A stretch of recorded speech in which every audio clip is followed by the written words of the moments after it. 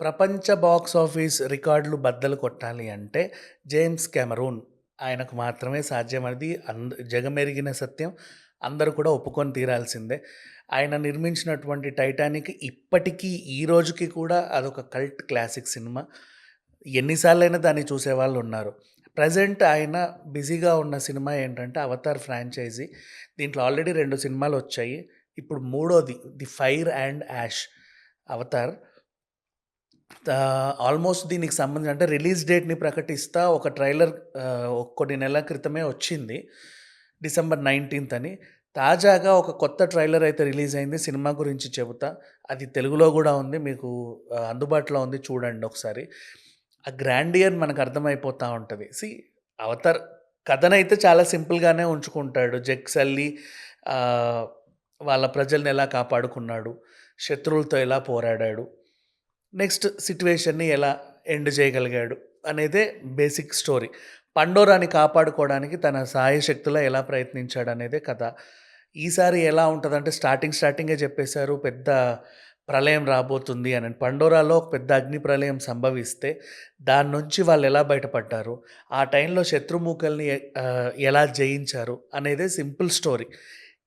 ఇప్పుడు సేమ్ మన రాజమౌళి గారు గూడా అంతే. కథను ముందే చెప్పేస్తాడు. ఏంటా విషయాన్ని తెర మీద విజువల్స్ చూడ్డానికి మనం వెళ్తా ఉంటాం. అండ్ విజువల్ వండర్‌లో చూపించాలంటే కూడా జేమ్స్ కెమెరూన్‌కే అది సాధ్యం. మనకది తెలిసిన విషయమే.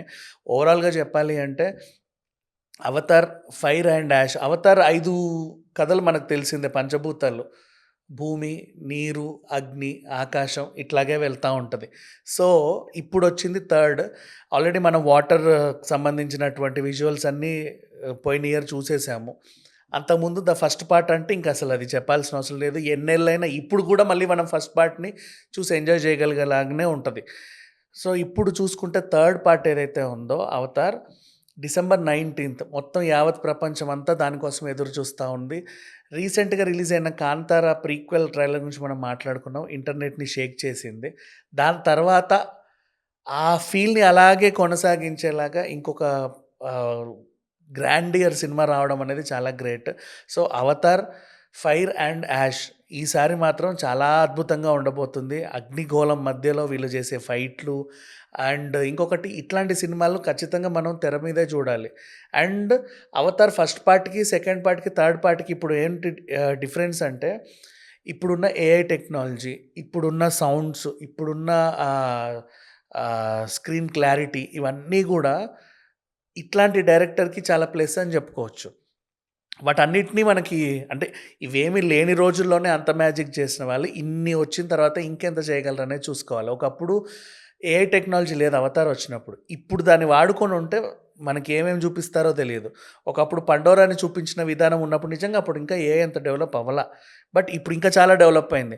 అప్పుడు జూనియర్ ఆర్టిస్ట్‌లని యూజ్ చేసుకుంటే ఎంతోమందిని వాడుతున్నారు. ఇప్పుడు ఏఐలో కొన్ని వేలు సృష్టిస్తున్నారు. ఆఫ్‌కోర్స్ వాళ్ళకి పని లేకుండా పోతున్న తర్వాత సంగతి.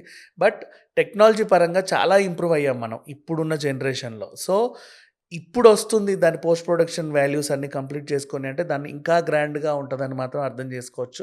So, December 19 'Avatar', 'fire and dash' అంటే ఇంకా మధ్యలో సినిమాలేమున్నాయి. డిసెంబర్ ఫస్ట్ వీక్‌లో మనకు 'అఖండ' ఉంది. తర్వాత ఇది ఇంకా నెక్స్ట్ సంక్రాంతి సీజనే.